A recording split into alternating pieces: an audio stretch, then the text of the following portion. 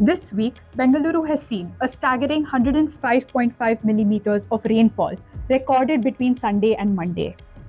The IMD even issued an orange alert for the city on May 20th. Traffic was disrupted, homes were flooded, and the death toll rose to 5.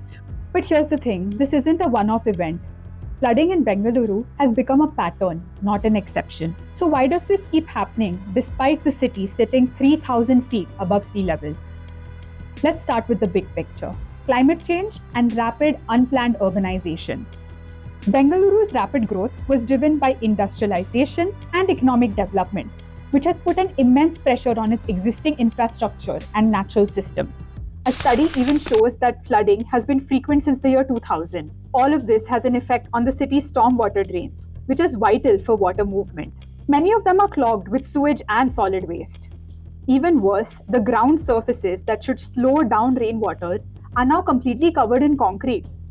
This causes the water to flow faster into the drains, overwhelming them and thus triggering flash floods. Bengaluru was once called the City of Lakes as it does not have any perennial river. Even though Kaveri River exists 140 kilometers away from the city, this makes lakes even more critical to the Silicon Valley of India. It used to have over 280 interconnected lakes designed to manage excess rainwater. These lakes are a part of a larger valley system, Hibbal, Kurumangla Chalaghatta, and Vrishabhavati. At the top of each valley, small streams begin to flow. As they move down, they join the other streams and feed into the lakes along the way. These lakes and the valleys that they sit in are crucial for preventing floods. However, encroachments block their interconnectivity. So, what are some of the potential solutions?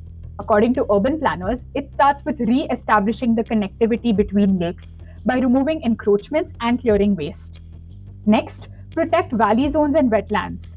These are natural flood buffers, and we should ensure that there's no construction made here. Reduce concretizing stormwater drains. Natural vegetation in drains helps slow water, filters pollution, and allows it to seep to the ground.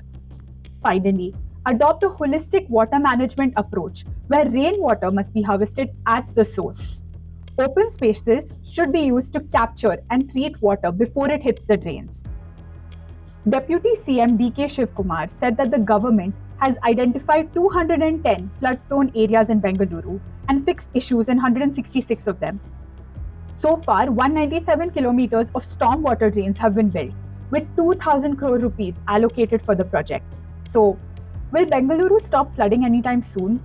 The answer depends on whether the city and its planners are willing to work with nature, not against it.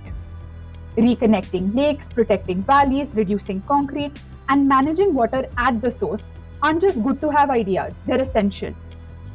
Because as climate change accelerates and the city continues to grow, piecemeal fixes won't be enough. Bengaluru doesn't just need more drains. It needs a complete reset on how it thinks about water. Until then, even a city 3,000 feet above sea level won't be safe from going underwater.